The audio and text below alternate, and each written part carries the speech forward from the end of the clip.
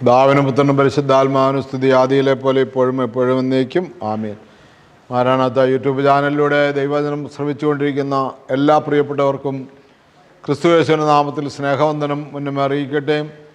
ഒരിക്കൽ കൂടെ എല്ലാവരെയും ഒത്തിരി സ്നേഹത്തോടെ ശുശ്രൂഷയിലേക്ക് സ്വാഗതം ചെയ്യുകയും ചെയ്യുന്നു. പ്രിയമുള്ളവരെ, നമ്മൾ ഈ ദിവസങ്ങളിൽ കേട്ടുകൊണ്ടിരിക്കുന്നത് പരിശുദ്ധ നോമ്പിലെ മൂന്നാമത്തെ ഞായറാഴ്ചയാകുന്ന തളർവാദ രോഗിയെ സൗഖ്യമാക്കിയ ഞായറാഴ്ചയുടെ ധ്യാനത്തിലൂടെയാണ് കടന്നു പോകുന്നത്. പ്രഭാത വായനയും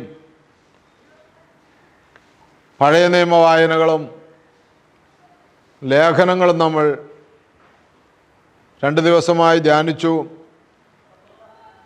അല്പമായി നമുക്കതിൽ നിന്നെല്ലാം കാര്യങ്ങൾ മനസ്സിലാക്കുവാൻ സാധിച്ചു.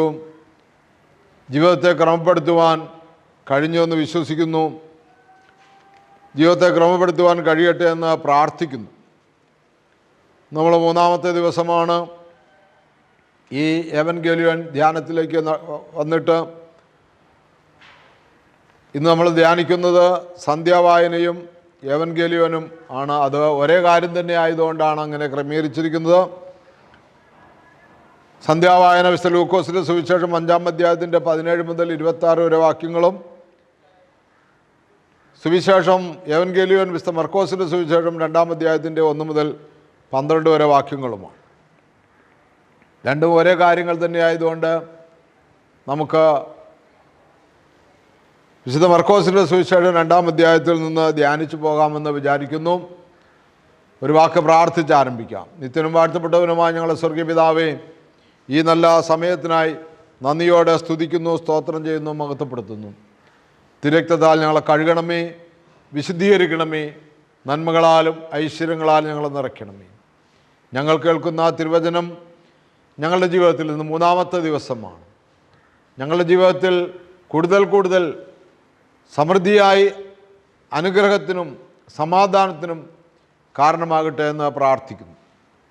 പരിശുദ്ധാത്മാവിൻ്റെ നിറവിൽ വചനത്തെ കേൾക്കുവാനും ധ്യാനിക്കുവാനും പ്രസംഗിക്കുവാനും കൃപ നൽകണമേ എന്ന് പ്രാർത്ഥിക്കുന്നു. അനേകരിലേക്ക് ഈ വചനം ചെന്നു ചേരുവാൻ തക്കവണ്ണം ഇതിൻ്റെ ശുശ്രൂഷകരായി മാറുവാനും കൃപ നൽകണമേ എന്ന് പ്രാർത്ഥിക്കുന്നു. എല്ലാ നന്മകളാലും ഐശ്വര്യങ്ങളാലും നിറയ്ക്കണമേ. പരിശുദ്ധ അമ്മേ, ദൈവമാതാവേ, ഇങ്ങനെയൊരു ധ്യാന ശുശ്രൂഷ ഞങ്ങൾക്ക് ലഭിച്ചതിന് അമ്മയുടെ വിലയേറിയ പ്രാർത്ഥന ഉണ്ടല്ലോ.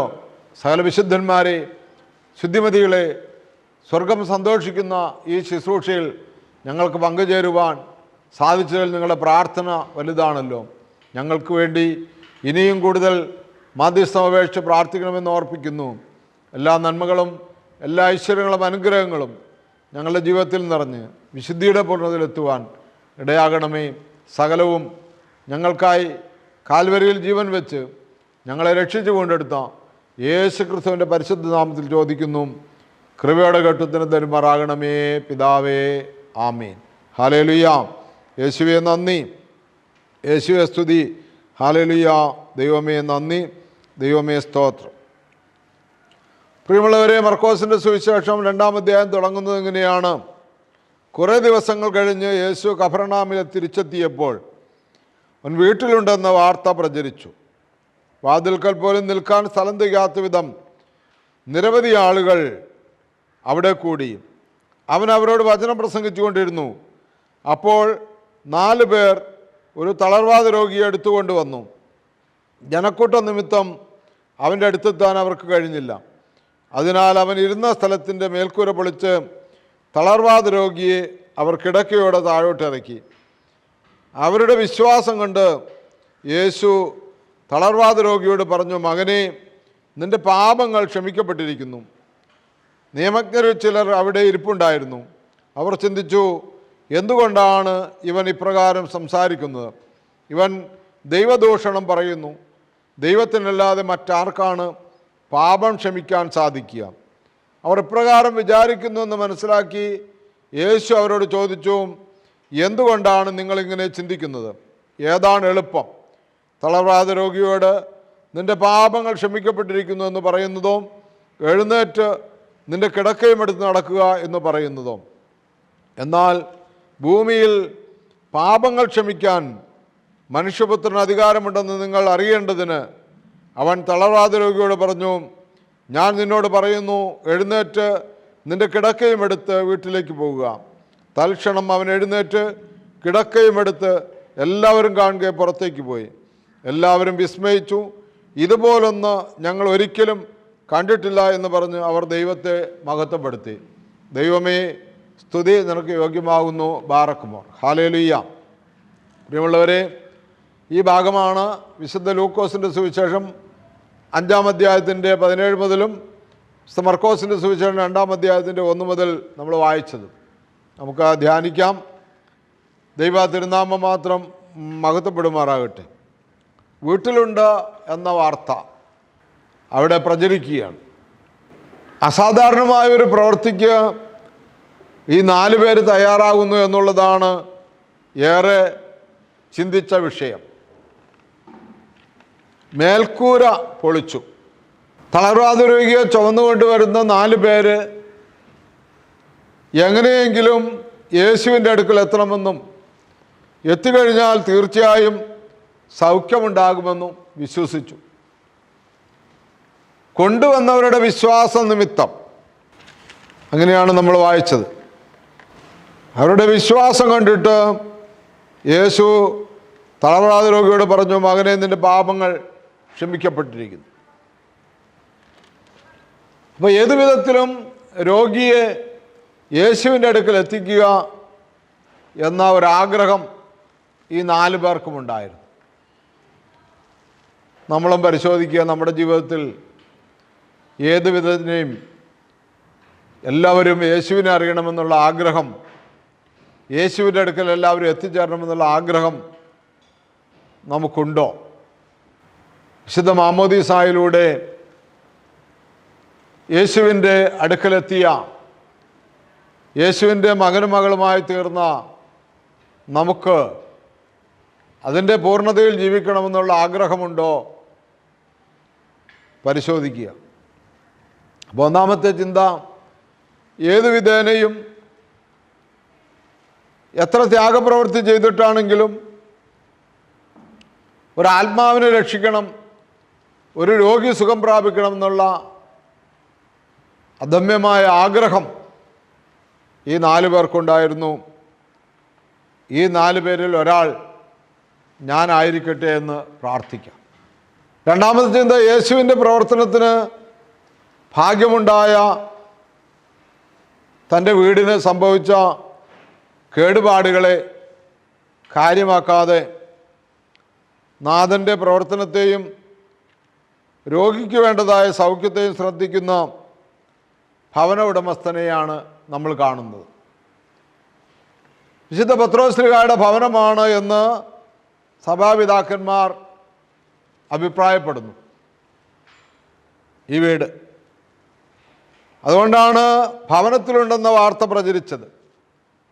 യേശുവിൻ്റെ സ്വന്തം ഭവനം പോലെ. എല്ലാവരും രക്ഷ പ്രാപിക്കണം, എല്ലാവരും യേശുവിനെ അറിയണമെന്നുള്ളതല്ലാതെ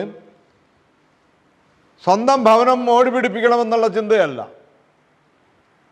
ദൈവത്തിനു വേണ്ടി നഷ്ടപ്പെടുത്തുന്ന, ദൈവത്തിനു വേണ്ടി മാറ്റിവെക്കുന്ന, ദൈവത്തിനു വേണ്ടി പങ്കുവെക്കുന്ന ഹൃദയമുള്ളയാളാണ് ഈ വീട്ടുടമസ്ഥൻ. അതുകൊണ്ടാണ് ആ മേൽക്കൂര പൊളിക്കുന്ന സാഹസത്തിന് അവർ തയ്യാറായപ്പോൾ അത് സമ്മതിച്ചത്. അല്ലെങ്കിൽ സാധാരണ ഒച്ചപ്പാടും ബഹളമൊക്കെ ആയിരിക്കും. ഉറക്കെ പാട്ട് പാടിയാൽ, ഉറക്കെ പ്രാർത്ഥിച്ചാൽ ചുറ്റുപാടുള്ളവരുടെ പ്രശ്നം നിസ്സാരമല്ല. ഭയങ്കര ബഹളം ഉണ്ടാക്കും, കേസ് കൊടുക്കും. ഇത് ഭയങ്കര ജനക്കൂട്ടമാണ് ആ വീട്ടിൽ. വീടിനകത്ത് കയറാൻ സൂചി കുത്താൻ സ്ഥലമില്ല, കാലെടുത്തു വെക്കാൻ പറ്റില്ല, ഒരു കട്ടിൽ കൊണ്ടുപോകാൻ പറ്റില്ല ഒരു കാരണവശാലും. അപ്പോൾ വീടിൻ്റെ മേൽക്കൂര പൊളിച്ച് മുകളിലൂടെ ഇറക്കാൻ പറ്റുകയുള്ളൂ. ആ വീട്ടുടമസ്ഥൻ ക്രിസ്തുവിന് വേണ്ടി, മറ്റുള്ളവരുടെ ആത്മരക്ഷയ്ക്ക് വേണ്ടി, മറ്റുള്ളവരുടെ സൗഖ്യത്തിനു വേണ്ടി ഏതവറ്റം വരെ പോകാൻ താല്പര്യപ്പെടുന്ന മനുഷ്യനാണ്. പ്രാർത്ഥിക്കാം. ആ മനുഷ്യൻ ഞാനായിരിക്കട്ടെ. ഹല്ലേലൂയ. യാക്കോബ് ശ്ലീഹായുടെ ലേഖനം 5-ാം അധ്യായത്തിൻ്റെ 13 മുതൽ 17 വരെ വാക്കുകൾ നമ്മൾ വായിക്കുമ്പോൾ ഇപ്രകാരം രേഖപ്പെടുത്തിയിരിക്കുന്നു: വിശ്വാസത്തോടു കൂടി പ്രാർത്ഥന രോഗിയെ സുഖപ്പെടുത്തും. വിശ്വാസത്തോടു കൂടിയ പ്രാർത്ഥന രോഗിയെ സുഖപ്പെടുത്തും. തളർവാദ രോഗിയെ കൊണ്ടുവന്ന് 4 പേരുടെ വിശ്വാസവും വീടിൻ്റെ മേൽക്കൂര പൊളിക്കാൻ അനുവദിച്ച വീട്ടുകാരൻ്റെ വിശ്വാസവും എല്ലാം കൂടി ചേർന്നപ്പോൾ ആ രോഗിയുടെ വിശ്വാസക്കുറവൊന്നും അവിടെ കണക്കിലാക്കിയില്ല. അവിടെ സൗഖ്യം കിട്ടുകയാണ്. അവിടെ യാക്കോബിൽ പറയുന്നു, നിങ്ങളുടെ ഇടയിൽ ദുരിതം അനുഭവിക്കുന്നവർ പ്രാർത്ഥിക്കട്ടെ, ആഹ്ലാദിക്കുന്നവർ സ്തുതിഗീതം ആലപിക്കട്ടെ. നിങ്ങളിൽ ആരെങ്കിലും രോഗിയാണെങ്കിൽ അവൻ സഭയിലെ ശ്രേഷ്ഠന്മാരെ വിളിക്കട്ടെ. അവർ കർത്താവിൻ്റെ നാമത്തിൽ അവനെ തൈലാഭിഷേകം ചെയ്ത് അവന് വേണ്ടി പ്രാർത്ഥിക്കട്ടെ. വിശ്വാസത്തോടെയുള്ള പ്രാർത്ഥന രോഗിയെ സുഖപ്പെടുത്തും. കർത്താവ് അവനെ എഴുന്നേൽപ്പിക്കും. പാപങ്ങൾ ചെയ്തിട്ടുണ്ടെങ്കിൽ അവിടുന്ന് അവന് മാപ്പ് നൽകും. നിങ്ങൾ സൗഖ്യം പ്രാപിക്കാനായി പരസ്പരം പാപങ്ങൾ ഏറ്റുപറയുകയും പ്രാർത്ഥിക്കുകയും ചെയ്യുവിൻ. നീതിമാന്റെ പ്രാർത്ഥന വളരെ ശക്തിയുള്ളതും ഫലദായകവുമാണ്.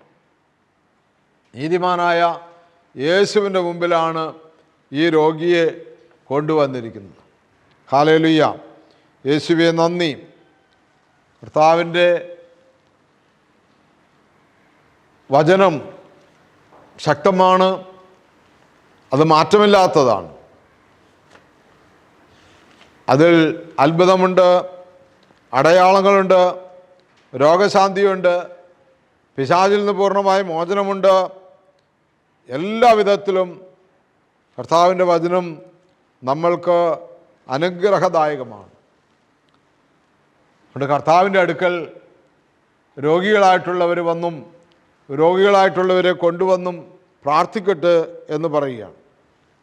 എത്രയോ ആളുകളാണ് പ്രാർത്ഥനാ സഹായം ആവശ്യപ്പെടുന്നത്? എത്രയോ ആളുകളാണ്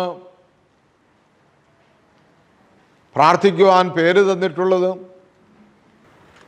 ഇവിടെ യേശു നോൽക്കുമ്പോൾ ഈ തളർവാദ രോഗിക്ക് 2 ആവശ്യമുണ്ട്. ഒന്ന്, അവന് പാപമോചനം ആവശ്യമാണ്. 2, അവന് രോഗസൗഖ്യവും ആവശ്യമാണ്. യഹൂദ റബ്ബിമാരുടെ അഭിപ്രായത്തിൽ പാപം കൂടാതെ മരണമില്ല എന്നാണ്. പാപത്തോടെ മരിക്കണം. ഒരാൾ മരണത്തെ പ്രാപിക്കണമെങ്കിൽ പാപം ഉള്ളതുകൊണ്ടാണ്. അകൃത്യ നിമിത്തമല്ലാതെ രോഗവുമില്ല. പാപത്തെ സംബന്ധിച്ചിടത്തോളം യഹൂദന്മാരുടെ ഇടയിൽ പാപമോചനം ദൈവത്തിൽ നിന്നാണെന്ന് അവർ വിശ്വസിക്കുകയും ഏറ്റുപറയുകയും ചെയ്തിരുന്നു. ഇവിടെ ഇവർ യേശുവിനെ കുറ്റം കാണുകയാണ്, കുറ്റപ്പെടുത്തുകയാണ്. കാരണം ദൈവത്തിന് മാത്രമേ പാപമോചന അധികാരമുള്ളൂ എന്ന് അവർ ചിന്തിച്ചു. അവരങ്ങനെയാണ് വായിച്ച് മനസ്സിലാക്കിയിരിക്കുന്നത്. പാപമോചനം ദൈവത്താൽ മാത്രം. നിന്റെ പാപങ്ങൾ നിന്നോട് ക്ഷമിക്കപ്പെട്ടിരിക്കുന്നു എന്ന് യേശു അവനോട് പറയുമ്പോൾ ഇവൻ ദൈവദോഷം പറയുന്നു. ദൈവത്തിനല്ലാതെ മറ്റാർക്കാണ് പാപം ക്ഷമിക്കാൻ സാധിക്കുക എന്നവർ ഉള്ളിൽ ചിന്തിച്ചു. കാരണം പഴയ നിയമത്തിൽ പ്രിയമുള്ളവരെ, പാപമോചനവും രോഗശാന്തിയും തമ്മിൽ അടുത്ത ബന്ധമുണ്ട്. സങ്കീർത്തനം 41:4 നമ്മളിങ്ങനെയാണ് വായിക്കുന്നത്: ഞാൻ പറഞ്ഞു, കർത്താവേ, എന്നോട് കൃപ തോന്നണമേ, എന്നെ സുഖപ്പെടുത്തണമേ, ഞാൻ അങ്ങേക്കെതിരായി പാപം ചെയ്തു പോയി. ദാനിയേൽ പ്രവചനം 9-ാം അധ്യായത്തിൻ്റെ 9-ാമത്തെ വാക്യം, ഞങ്ങളുടെ ദൈവമായ കർത്താവേ, കാരുണ്യവും പാപമോചനവും അങ്ങയുടേതാണ്. ദൈവത്തിലാണ് പാപമോചനം പൂർണ്ണ അധികാരത്തോടെ ഇരിക്കുന്നതെന്ന് അവർക്ക് നന്നായി അറിയാം. 2 ദിനവൃത്താന്തം 7:14 നമ്മളിങ്ങനെ വായിക്കുന്നുണ്ട്, എൻ്റെ നാമം പേറുന്ന എൻ്റെ ജനം എന്നെ അന്വേഷിക്കുകയും തങ്ങളെ തന്നെ എളിമപ്പെടുത്തി പ്രാർത്ഥിക്കുകയും തങ്ങളുടെ ദുർമാർഗങ്ങളിൽ നിന്ന് പിന്തിരിയുകയും ചെയ്താൽ ഞാൻ സ്വർഗത്തിൽ നിന്ന് അവരുടെ പ്രാർത്ഥന കേട്ട് അവരുടെ പാപങ്ങൾ ക്ഷമിക്കുകയും അവരുടെ ദേശം സമ്പുഷ്ടമാക്കുകയും ചെയ്യും. ഇവിടെ നിന്നുയരുന്ന പ്രാർത്ഥനകൾക്ക് നേരെ എൻ്റെ കണ്ണും കാതും ജാഗരൂകമായിരിക്കും. ഈ വചനങ്ങളെ കൊണ്ടൊക്കെ അവർ ദൈവസന്നിധിയിൽ പാപമോചനമുണ്ട്, ദൈവത്തിന് മാത്രമേ അതിന് അധികാരമുള്ളൂ എന്ന് അവർ ധരിച്ചിരുന്നു. വീണ്ടും യെശയ്യാ പ്രവാചകൻ്റെ പുസ്തകം 19-ാം അധ്യായത്തിൻ്റെ 22-ാമത്തെ വാക്യത്തിൽ ഇങ്ങനെ വായിക്കുന്നുണ്ട്, കർത്താവ് ഈജിപ്തിനെ പ്രഹരിക്കുകയും സുഖപ്പെടുത്തുകയും ചെയ്യും. കർത്താവിങ്കിലേക്ക് മടങ്ങി വരികയും അവരുടെ പ്രാർത്ഥനയ്ക്ക് കർത്താവ് അവർക്ക് സൗഖ്യം നൽകുകയും ചെയ്യും. ദൈവത്തിന് മാത്രമേ അധികാരമുള്ളൂ എന്ന് അവർ വിചാരിച്ചിരുന്നു.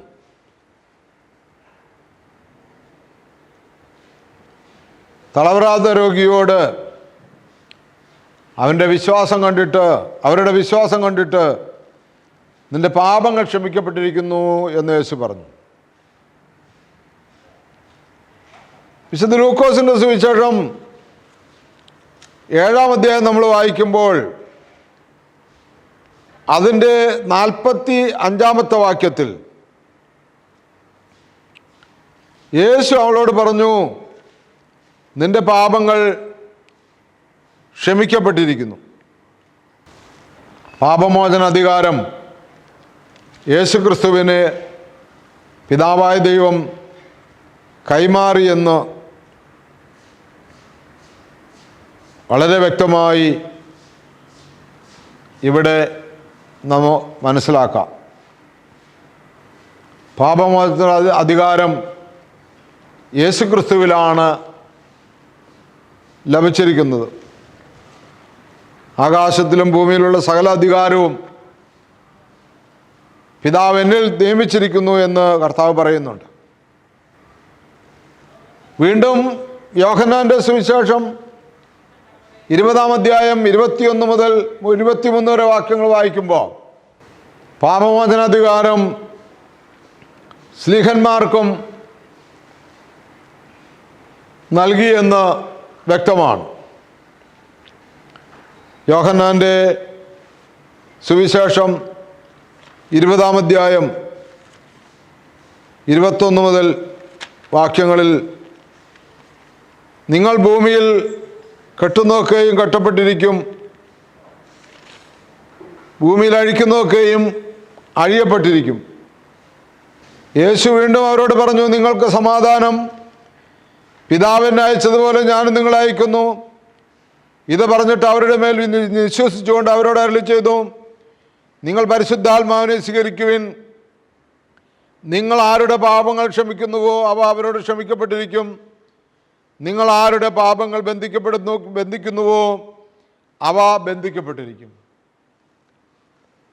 അപ്പോൾ പഴയ നിയമ വായനകളിലൂടെ നമ്മൾ മനസ്സിലാക്കി, പിതാവായ ദൈവത്തിൻ്റെ മാത്രം അധികാരത്തിലുണ്ടായിരുന്ന ഈ പാപമോചന അധികാരം പിതാവ് പുത്രനായ യേശു ക്രിസ്തുവിനെ ഏൽപ്പിച്ചുവെന്നും യേശു ക്രിസ്തു തൻ്റെ ശിഷ്യന്മാർക്ക് നൽകിയെന്നും ശിഷ്യന്മാരിലൂടെ ഇന്ന് പൗരോഹിത്യ അധികാരത്തിലേക്ക് കൈമാറ്റം ചെയ്തുവെന്നും നമ്മൾ മനസ്സിലാക്കിയിരിക്കുന്നു.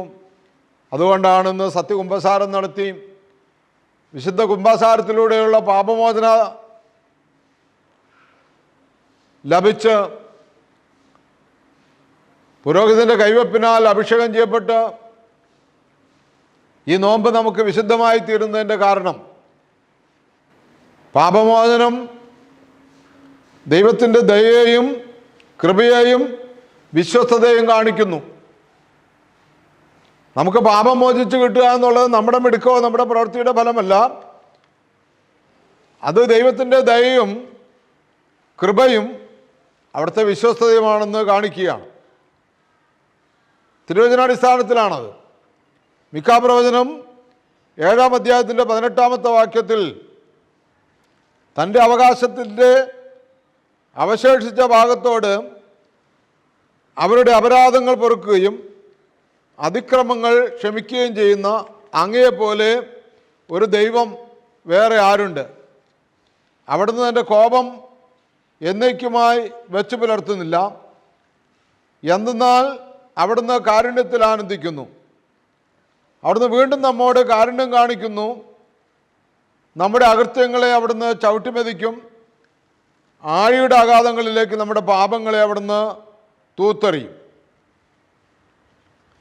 എക്കാലവും നമ്മളോടുള്ള ദൈവകോപം വെച്ച് പുലർത്തുന്നില്ല. ദൈവകോപം നമ്മളോട് കർത്താവ് കാണിക്കുന്നില്ല. യേശുക്രിസ്തുവിനെ രക്ഷകനും നാഥനുമായി സ്വീകരിച്ചു കഴിഞ്ഞാൽ നമ്മുടെ പാപങ്ങളെല്ലാം ആഴിയുടെ ആഘാതങ്ങളിലേക്ക് തൂത്തെറിയും. സമ്പൂർണ്ണ വിമോചനം, സമഗ്ര വിമോചനം എല്ലാ അർത്ഥത്തിലും എല്ലായിടത്തും. റോമർ ലേഖനം 5-ാം അധ്യായത്തിൽ നമ്മൾ വായിക്കുന്നു, വിശ്വാസത്താൽ നീതീകരിക്കപ്പെട്ട നമുക്ക് നമ്മുടെ കർത്താവായ യേശുക്രിസ്തു വഴി ദൈവവുമായി സമാധാനത്തിലായിരിക്കാം. നമുക്ക് കൈവന്നിരിക്കുന്ന ഈ കൃപയിലേക്ക് അവൻ മൂലം വിശ്വാസത്താൽ നമുക്ക് പ്രവേശനം ലഭിച്ചിരിക്കുന്നു. ദൈവമഹത്വത്തിൽ പങ്കുചേരാമെന്ന പ്രത്യാശയിൽ നമുക്ക് അഭിമാനിക്കാം. മാത്രമല്ല നമ്മുടെ കഷ്ടതകളിലും നാം അഭിമാനിക്കുന്നു. എന്തെന്നാൽ കഷ്ടത സഹനശീലവും, സഹനശീലം ആത്മധൈര്യവും, ആത്മധൈര്യം പ്രത്യാശയുളവാക്കുന്നു എന്ന് നാം അറിയുന്നു. പ്രത്യാശ നമ്മെ നിരാശരാക്കുന്നില്ല. കാരണം നമുക്ക് നൽകപ്പെട്ടിരിക്കുന്ന പരിശുദ്ധാത്മാവിലൂടെ ദൈവത്തിൻ്റെ സ്നേഹം നമ്മുടെ ഹൃദയങ്ങളിലേക്ക് ചൊരിയപ്പെട്ടിരിക്കുന്നു. നാം ബലഹീനരായിരിക്കെ നിർണയിക്കേണ്ട സമയത്ത് ക്രിസ്തു പാപികൾക്ക് വേണ്ടി മരിച്ചു. നാം ബലഹീനരായിരിക്കെ കൃത്യസമയത്ത് നമുക്ക് വേണ്ടി ക്രിസ്തു മരിച്ചു.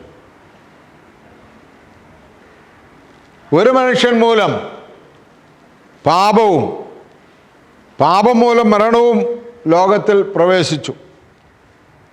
അപ്രകാരം എല്ലാവരും പാപം ചെയ്തുകൊണ്ട് മരണം എല്ലാവരിലും വ്യാപിച്ചു. നിയമം നൽകപ്പെടുന്നതിന് മുമ്പ് തന്നെ പാപം ലോകത്തിലുണ്ടായിരുന്നു. എന്നാൽ നിയമമില്ലാത്തപ്പോൾ പാപം കണക്കിലൊക്കെ എടുക്കപ്പെടുന്നില്ല. ആദത്തിൻ്റെ പാപത്തിന് സദൃശമായ പാപം ചെയ്യാതിരുന്നവരുടെ മേൽ പോലും ആദത്തിൻ്റെ കാലം മുതൽ മോശയുടെ കാലം വരെ മരണം ആധിപത്യം പുലർത്തി. ആദം വരാനിരുന്നവൻ്റെ പ്രതിരൂപമാണ്. എന്നാൽ പാപം പോലെയല്ല കൃപാദാനം. ഒരുവൻ്റെ പാപത്തിൽ നിന്നുള്ളതായ ഫലം പോലെയല്ല ഈ ദാനം. ഒരു പാപത്തിൻ്റെ ഫലമായുണ്ടായ വിധി ശിക്ഷയ്ക്ക് കാരണമായി അനേകം പാപങ്ങൾക്ക് ശേഷം ആഗതമായ കൃപാദാനമാകട്ടെ നീതീകരണത്തിന് കാരണമായി. ഒരു മനുഷ്യൻ്റെ പാപത്താൽ ആ മനുഷ്യൻ മൂലം മരണം ആധിപത്യം നടത്തിയെങ്കിൽ കൃപയുടെയും നീതിയുടെയും ദാനത്തിൻ്റെയും സമൃദ്ധി സ്വീകരിക്കുന്നവർ യേശുക്രിസ്തു എന്ന ഒരു മനുഷ്യൻ മൂലം എത്രയോ അധികമായി ജീവനിൽ വാഴും. പ്രിയമുള്ളവരെ, തളരാത രോഗിക്ക് ക്രിസ്തു യേശുവിലുള്ള ഈ സ്നേഹസമ്മാനം ലഭിക്കാൻ കാരണം ക്രിസ്തു സകല മനുഷ്യരുടെയും പാപങ്ങളെ മോചിപ്പിക്കാൻ അധികാരമുണ്ടെന്ന് തെളിയിക്കുന്ന ഒരു ഭാഗമായിരുന്നു അവിടെ നമ്മൾ കണ്ടത്. അതുകൊണ്ടാണ് കർത്താവ് ചോദിച്ചത്, സങ്കീർത്തന പുസ്തകത്തിൽ 51:1 ദൈവമേ അങ്ങയുടെ കാരുണ്യത്തിനൊത്ത് എന്നോട് ദയ തോന്നണമേ, അങ്ങയുടെ കാരുണ്യാതിരകത്തിനൊത്ത് എൻ്റെ അതിക്രമങ്ങൾ മായ്ച്ചു കളയണം. സങ്കീർത്തനത്തിൻ്റെ പശ്ചാത്തലം നമുക്കറിയാമല്ലോ. കർത്താവ് പറയുകയാണ്, നിൻ്റെ കിടക്ക എടുത്ത് നടക്കുക എന്ന് പറയുന്നതാണോ നിൻ്റെ പാപം മോചിച്ചിരിക്കുന്നു പറയുന്നത് ഏതാണ് എളുപ്പം? പ്രിയമുള്ളവരെ, കിടക്ക എടുത്ത് നടക്കുക എന്നുള്ളതാണ് കൊണ്ടുവന്നവർക്ക് എളുപ്പം. അവരത്രേ ആഗ്രഹിക്കുന്നുള്ളൂ. പക്ഷേ രോഗിയെ സംബന്ധിച്ചിടത്തോളം എളുപ്പം ഏതായിരിക്കും? പാപമോചനം കിട്ടുക എന്നുള്ളതാണ്. പാപം മോചിക്കപ്പെടുന്നില്ലെങ്കിൽ എത്ര സൗഖ്യം കിട്ടിയിട്ടും കാര്യമില്ല. എന്നാൽ ഭൂമിയിൽ പാപങ്ങൾ ക്ഷമിക്കാൻ മനുഷ്യപുത്രന് അധികാരമുണ്ടെന്ന് നിങ്ങൾ അറിയേണ്ടതിന് അവൻ തളർവാദ രോഗിയോട് പറഞ്ഞു, ഞാൻ നിന്നോട് പറയുന്നു, എഴുന്നേറ്റ് നിൻ്റെ കിടക്കയും എടുത്ത് വീട്ടിലേക്ക് പോവുക. പ്രിയമുള്ളവരെ, ആദ്യം ഈ ധ്യാനത്തിൻ്റെ ആരംഭത്തിൽ ഞാൻ പറഞ്ഞു, 2 വ്യക്തികളാണ് ഇവിടെ ത്യാഗപ്രവർത്തിക്ക് തയ്യാറായത്. ഒന്ന്, ഈ തളർവാദ രോഗിയെ ചുമന്നുകൊണ്ടുവന്ന 4 വ്യക്തികൾ. മറ്റൊന്ന്, വീടിൻ്റെ മേൽക്കൂര പൊളിക്കാൻ അനുവദിച്ച വീട്ടുടമസ്ഥൻ. എന്നാൽ മൂന്നാമത്തെ ആൾ, ഇവരെ എല്ലാവരെയും സംതൃപ്തരാക്കിയത് ഈ മൂന്നാമത്തെ ആളുടെ പ്രവൃത്തിയാണ്. മൂന്നാമത്തെ ആളാണ് യേശുക്രിസ്തു. ആ യേശുക്രിസ്തുവിലാണ് നമുക്കെല്ലാവർക്കും രക്ഷയുള്ളതെന്ന് തിരിച്ചറിയാം. ആരെല്ലാം നമ്മളെ സഹായിച്ചാലും, ആരെല്ലാം നമുക്ക് എന്ത് ത്യാഗപ്രവൃത്തി ചെയ്താലും,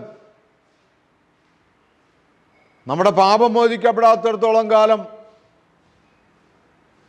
നമ്മളെ ആര് ചികിത്സിച്ചാലും, ചികിത്സിക്കാനുള്ള മുഴുവൻ പണം ദാനമായിട്ട് കിട്ടിയാലും, ഇടം വലം നിന്ന് ജനങ്ങൾ നമ്മളെ ഹെൽപ്പ് ചെയ്താലും,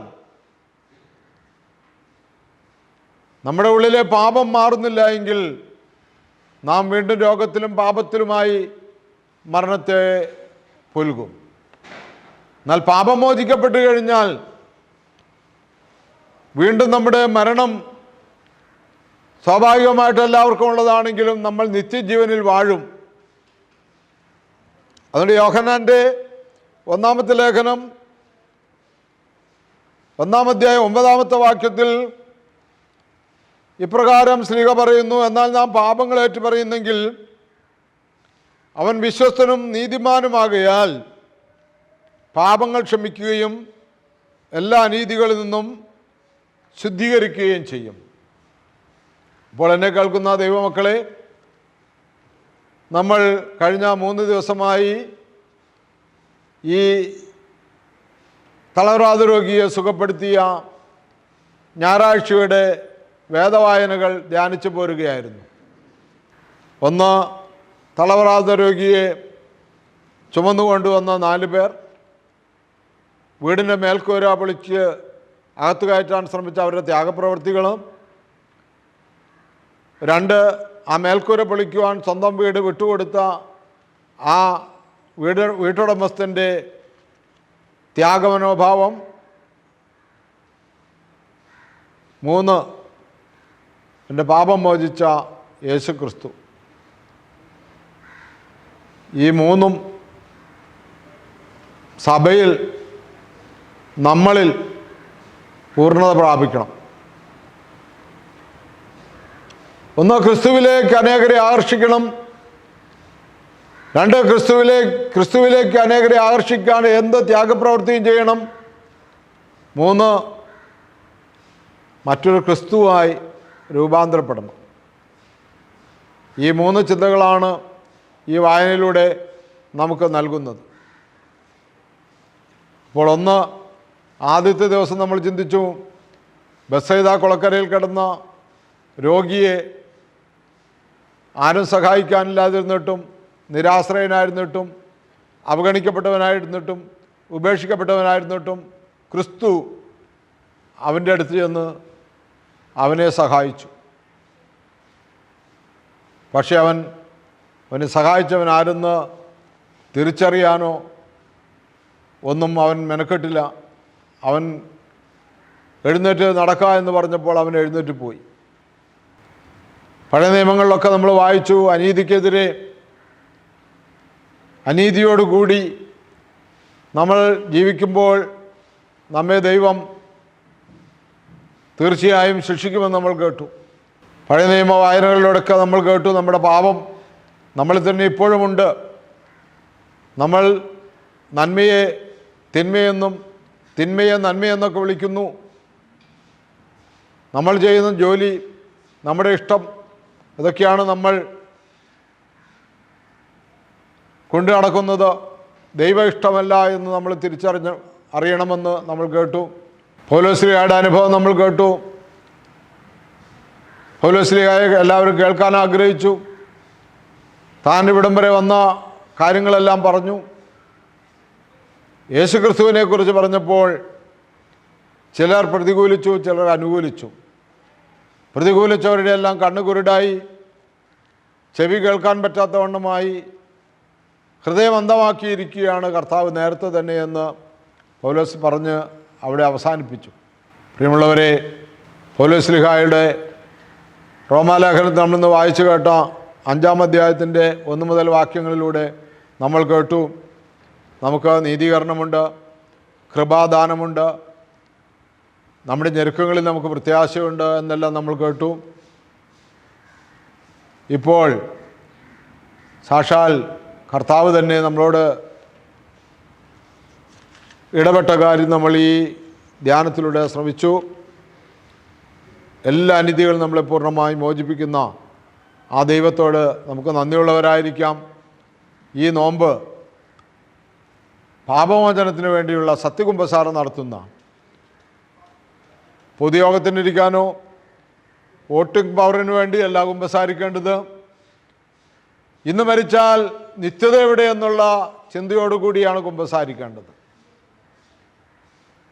ബാക്കി കാര്യങ്ങളെല്ലാം രണ്ടാമത് വരുന്നതാണ്, മൂന്നാമത്, നാലാമത്, അഞ്ചാമതൊക്കെ ആയിട്ട് വരുന്നതാണ്. സത്യകുംഭസാരം എന്തിനു വേണ്ടി സഭാപിതാക്കന്മാർ സഭയിൽ ക്രമീകരിച്ചു?